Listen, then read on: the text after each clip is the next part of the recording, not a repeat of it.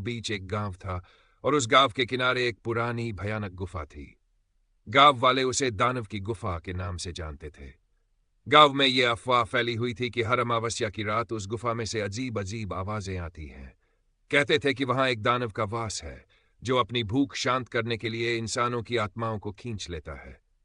एक दिन गांव के 3 दोस्त राहुल, अजय और विक्रम ने इस गुफा की सच्चाई जानने का फैसला किया। वे हिम्मत जुटाकर रात को अमावस्या के दिन उस गुफा के अंदर जाने की योजना बनाते हैं। गांव के बुजुर्गों ने उन्हें कई बार चेतावनी दी कि गुफा में जाना खतरनाक है, पर युवकों ने इसे महज एक कहानी समझकर नजरअंदाज कर दिया।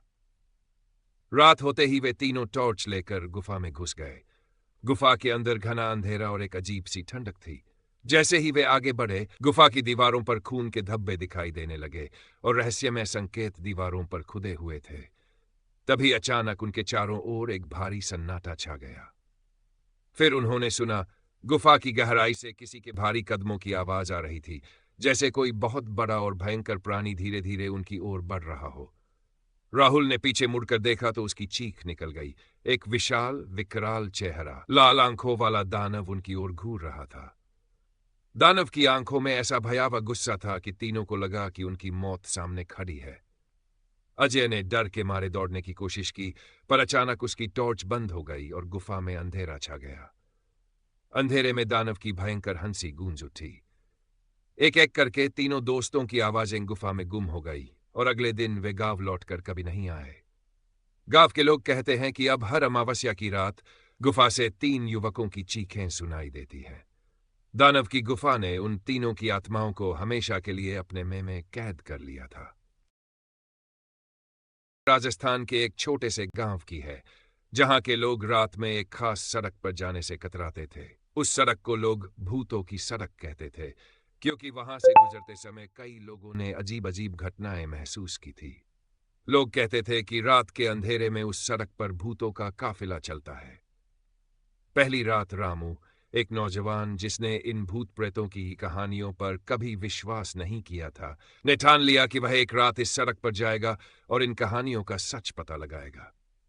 एक अंधेरी रात में रामू अपने दोस्तों के मना करने के बावजूद उस सड़क पर निकल पड़ा।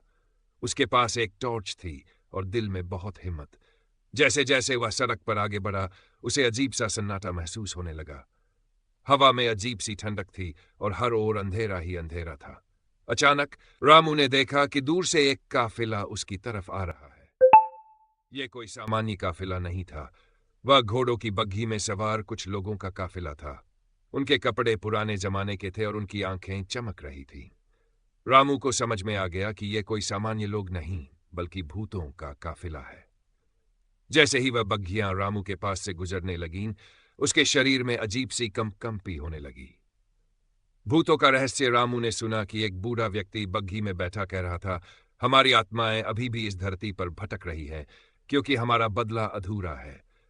हम तब तक चैन से नहीं सो पाएंगे जब तक हमारे दुश्मनों को सजा नहीं मिल जाती। ये सुनते ही रामू के रोंगटे खड़े हो गए। उसे लगा कि वह काफिला अब रुक गया है और सारे भूत उसकी तरफ घूर रहे हैं।